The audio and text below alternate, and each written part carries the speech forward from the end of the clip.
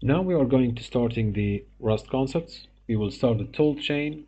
One of the good features of Rust is the tool chain and the ecosystem for the tool chain. It make the development very easier. The management of the packages, the components, the Rust compiler, it make it easy. Okay, and this one of the features of Rust, the good facilities of the tool chain of Rust. We will discuss here the main tool chains. First is the Rust tab, the Rust Toolchain installer. The Rust tab manages installations and versions of the Rust toolchain, allowing developers to switch between different compiler versions effortlessly. Provides access to the nightly, beta, and stable release channels based on your needs or your requirement. It enables developers to test new features and ensure compatibility with future releases. Also, through the Rust tab, facilitates the installation of additional components, such as Rust FMT. Rust is FMT is Rust format to formatting your code, and also something called Clippy 2 for linting, if you would like to do some linting for your code. Also, the Rust app supports cross-compilation for targeting different platforms, including embedded system, WebAssembly. Also, it enables management of multiple Rust toolchains installation, ensures flexibility, compatibility across the projects. Okay. Regarding the cargo is the package management and build system, and the cargo simplifies project management, providing commands for creating, building, testing, publishing Rust projects, manage dependencies automatically by fetching and building libraries from official Rust package registry, which is called crates.io. We will take a look about this now. Cargo also facilitates version management, ensuring compatibility with dependencies and enabling reproducible builds. The cargo also supports custom commands and scripts through the use of cargo.toml configuration files, and we will know what this cargo.toml. Okay. Also integrates seamlessly with continuous integration systems, package registries for streamlined development workflows. So there is also references I would like to mention here. The Rust-Up for example. So Rust-Up, for example, contains more information, detailed information. You can see all of the channels, for example, as we discussed before, the nightly, the stable, beta, and nightly. The tool chains, for example, if you'd like to install a specific tool chain. So you can check this website, and those are your references. So you need to get back to these documents from time to time to update your knowledge and support you in the development process. Also, the other book is the cargo book. The cargo book contains a lot of good information about the cargo guidance, so you can just get benefit from that. For example, you can cargo run, for example, run the current packages. So these guides will help you to understand more and support you in the development process. Also, I would like to mention here the crates.io, and the crates.io is the website which contains the in Rust, the packages. If you would like to publish a package, publish a library for Rust, it's called the crate. Okay, so for example, we would like a crate for, we can say, web framework. See here, that's a crate curated list of awesome Rust frameworks, libraries, and software. We can say, for example, here, Axon Flash. This is, for example, a library. This is a library for HTTP security headers middleware. We can ask, for example, for a library for anything else, auth, for example. So a test develop mode for CITA. This is an example. I'm just showing you how you can search for packages. Also, you can browse the crates. You can just browse them by the most downloaded one, all-time downloads, so you can get the most downloaded package. Imagine this sync parser for Rust source code. Imagine how many times this downloaded. Imagine the number. Wow, 396 million. Imagine. Proc macro 2, Qt, and like that. So I'm just giving you an example how you can search for packages with Rust and how you can figure this out. For example, let's go to this and open it. You can go some metadata here, how to install it. Also, you can go to the documentation, and the docs.rs is the documentation for the library. For example, let's go for this. That's the documentation. Any package in Rust or Crate, you can find documentation in the same style. Okay, for example, here it discusses about this package, the sync crate, and some information and that kind of information, so it can support you in development. Okay, also you can find here the repository for this crate. Okay, and the owner, and categorization for this packages, and here are the information about this crate, how to use, and other information. Okay, here let's get an example about the Rust Toolchain. In my system, I already installed Rust. Let me make sure that I have the Rust Toolchain installer first. So that's Rust Up. You can see it's already here. Just make minimized or make it large. You can see better. So here, Rust Up Toolchain, that's the version. And here are the subcommands. Okay, you can just like, I can see here the tool chains which I installed on my device, the Rust Up tool chain. Okay, let's see what's happening. This is also modify or query the install tool chain, so give me the list install tool chain, so I can say Rust Up tool chain list. So you can see how many tool chains I have. Because I'm running my Windows at the moment, so those are tool chains I did install, and that's the default, which is current working or the current active tool chain. For example, I can say Rust Up, and I can just see the default one like this. You can see here that's the default one. Also, I can say Rust Up default nightly because I have here stable. This is the 64, which working with 64-bit architecture, and this is the 32 working with x86 specifically, or the 32 architecture. Okay, so that's the difference. Here is the nightly. So, and this nightly, let's for example say here Rust Up default nightly, which means I'm saying please set my default toolchain the nightly. So that's what's going now. So you can find this is the tool chain which is active now. So let's say now default, oh sorry, Rust Up default. Here we go. Okay, that's an example. You can figure out this tool chain after install, and just for component, for example, let's go to the component. For example, component, you can see here modify tool chains and installed components, list installed and available components. So let's go Rust Up component list. Imagine how many components, a lot of them. Those that are the installed, Clippy, for example, docs, all those are components. Don't just be worried about everything here, just step by step. The most important point is the Rust format to help you formatting your code, and Clippy for learning.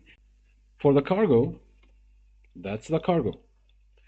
Rust package manager. So here, for example, in Rust package manager, you can see create new cargo package, but in the same directory I'm located in. Here we'll create a new directory with a cargo package. Okay, add dependency to the manifest. Okay, remove the dependency. You can see here many commands. So for example, let's creating a sample project. We can say new first app. This is an example. So here we will create new package, Rust package, in a new folder. So here we go. So now there is a new folder which is called, let's set the directory. So we have first app. Let's go to the first app, and you can see here are the files which contain at the moment. So let's open it in the code. Okay, here we go. That's the project, and you can find cargo.toml. Cargo.toml contains the manifest of the project, and inside this directory you will find the like the code files. So that's the initial one, the main one, and this is the main function. So let's running this project. Okay, cargo, I would like to run a binary example. Okay, cargo run. You can find here hello world. Okay, let's change the tool chain to be stable, Rust tab default stable. Okay, and let's do, sorry, cargo run. Okay, here the output in the project, which is hello world. Okay, another thing I would like to mention that when we run a project, when we debug it, when we just saying yes, please get back, get the output of these files or of this project, sorry. So you can find the output here, the target. So this target generated when you asking for debug, asking for run. This is the folder which contains the output of your project. So here we're saying cargo run, and this by default it's a debug. So it's generating debug files, not the release files. This is not the release. If you go to the cargo, there is something, you can just run the release. You can say cargo run. If we say help, you can ask the cargo to output the release. Okay, here. Build artifacts in release mode with optimizations. So if we say cargo run release, see what's happening. Here, target, that's the file which is running. Target release first app.exe. But if we say cargo run, just cargo run, target debug. Imagine the difference. That's the folder which called release or directory, and that's the directory called debug. So here we go. That's the optimized in the release directory, and that's the for debugging. Okay. Okay. So let's go to the directories. You can see here that's the target. There is the debug directory, and that's the release directory, and you can find here that's the file, and in the release that's the file. Okay, and the other files are just the artifacts for the final to running the project. And if you are on Linux, for example, or different operating system, this will be the executable file for your operating system. Here it's a Windows, that's why it's exe. For example, in my Linux, it's not exe, just first app without exe, but it's executable for the target operating system. Okay, so that's regarding this point, how to deal with initially with creating project or running it, how to deal with Rust tab, how to deal with the cargo command. That's a sample of the Rust code. This is a sample project, and this is the output. Here the main function, okay, and you can find here this is a variable. We will go into this and understand how the variables, how the functions working, how that the concepts of Rust and the syntax. So this is a variable from type integer 32, because Rust is accurate language for defining the type of numbering. Okay, this is the message variable, it's of type string. Okay, and this is a function, and this function definition is here. So you can figure out that this code initially what it's doing, it just like print and change the value here of this variable. Okay, so that's initial example. So for example, we can say let name string, and it's for example moaz dot do string. Okay, and we can say print len. That's called in Rust macro, and this macro prints to the standard output with new line. Okay, so if I do this, and if you would like to print or using this macro, you will not just put here name directly. No, this is not gonna work. If I do, for example, this, I will tell you a command which make development easier. Cargo watch, and watch. Let me give you the help just to understand. The watch, it just watches over your cargo project source. Cargo watch need to be installed, but I have it already. And if you want to install it, cargo watch, here we go. So go here. Where is that? Cargo watch, okay?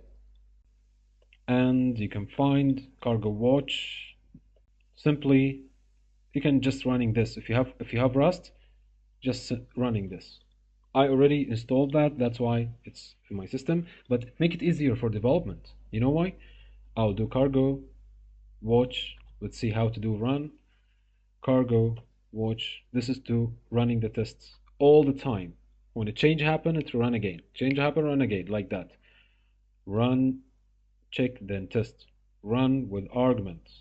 Okay, I would like to run without arguments. Okay, just run. Okay, here is the help. So I would like to clear the screen before each run, and that will benefit me. Okay, because it's just like cleaning the screen and run again. Clean the screen and run again. And X, it just execute. Cargo command to execute on changes. Okay, so cargo CX, then run. Okay, we have error. Okay, we have error. You can imagine there is nothing removed here, nothing screen not cleaned, and the reason it's failure. When it succeed, it will remove all the information here. I just run again. So if I say like this, it's empty. Okay, you can find it's removed everything, but that's not happen here. That means something wrong. Let's see what's happening, and that's good to learning debugging with each other. If I say cx run, it should remove the previous one. It's not removed. Okay, let's see. Yeah. Okay, if I do clear, so that means, yeah, that's because of my terminal. Let's make another terminal, for example. I have bash in my windows, but let's get another one. PowerShell, for example. Okay, if I just say cargo watch cx run, okay, make it this large. Okay, if I do, for example, one line change, save, it's run again, but there is nothing before that. You get my point? Nothing before that. Let's remove this and keep debugging here and make it minimized. So each time I'm doing a change, just changing a line, rerun again. You get my point? Okay, here the output of compiler. One of the features of Rust is the compiler output. It's educating. It's really interesting, and a lot of developers loving the Rust compiler because it educates you. It's not just saying this is wrong, this is right. And also it mentioned the error. Where is it? So imagine, for example, here, unused variable name. Okay, so it said help if this is intentional. Let's see one by one. Okay, this is warning. It's not error, so it will run. That's why it's running. Okay, unused variable name. Okay, and that's a snipping of the error. That's the line number two. That's the line number two, and it just make this on the error itself, part of the line which have the error, and a note help if this is intentional, prefix it with underscore. In Rust, if you would like to not use a variable but you would like to keep it, just put underscore like this. This is the name of the variable, and this is how to define a variable in Rust, lit. Okay, so let's save. Imagine what's happened. It's done, and there is no warnings, only this warning. Okay, so let's fix this. If we said, for example, make this, that's the way to comment. Okay, so edit comment, the same problem. This is not the normal. Let's do this, clear, and do normal cargo run. It's working fine. You see?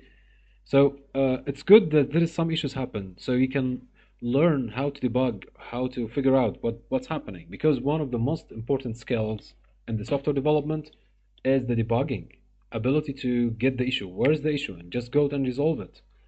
If I return this back,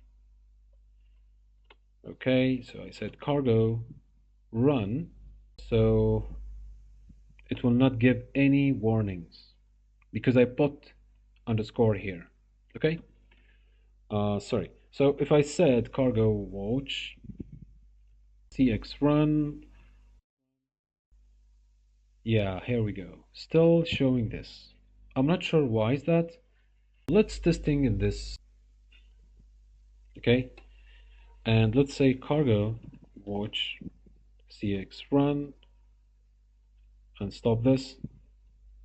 Yeah, you cannot find any warning here. Maybe something related to the configuration of the terminal inside the Visual Studio Code. Anyways, we understand now the concept. If I just remove this here, you can find it will come again the warning. See how it's very the way Rust compiler showing the errors, the way it's notifying about it and making notes, it's really worth, you know, and really help you in the development. We as a Rust developers feeling this because a lot of time you just, you know, you can learn by a book, you can learn by a video, and in Rust you can learn by the compiler notes, you know. So that's a good feature. Anyways, let's go for the next point.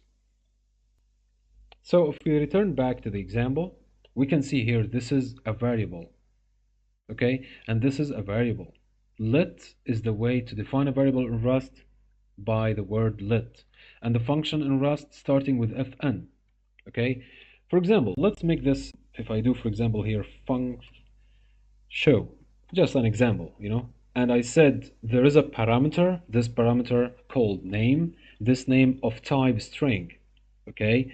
And just I will take this here and put it here. So you can see I will just I will print this name here. I will say hello. If I say a hello only, nothing will happen. You know why? Because this function is not called. You need to call this function. That's why you have a warning. Function show is not never used. I need to use it. If I do underscore, do you think it will be avoided? Let's see. Yes, it's avoided. No warning. And let's go to the terminal. We have only two warnings about the unused variable name. An unused variable name as a parameter. Imagine how Rust, one of the good features of Rust in the compiler is that it's like forcing rules. It's like, you know, helping you make structured code. Just not putting code and just go away from that. No, use it. Don't put something unused. That's a cool thing in Rust, which help you be more proficient and help you adding code which needed in the or used in the code base. Okay, so let's return this back. Let's asking show and just passing the parameter of name. Okay, you have to put semicolon in Rust at the end of the statements. Okay, and now done. You ask to show. But you didn't use this inside the function, you didn't use this parameter here. So we can say to use the parameters in the macro of the print line, let's say the help. I'm advising myself and you, trying to also go to the official docs and get information. That's the initial step. That will minimizing your effort to get information. So here, for example, see an example for this. That's an example, print just a new line. Print a word, which we did, but we would like to passing an argument, passing something, format, that kind. That's a way. We can do this local variable. We can just put the local variable inside two brackets. We can put just name, and let's see. Here we go. Okay. Also, we can get it out and just make comma and name. Okay, and it's the same. You can see it's the same. So different ways, the printing to the output or the terminal. Okay,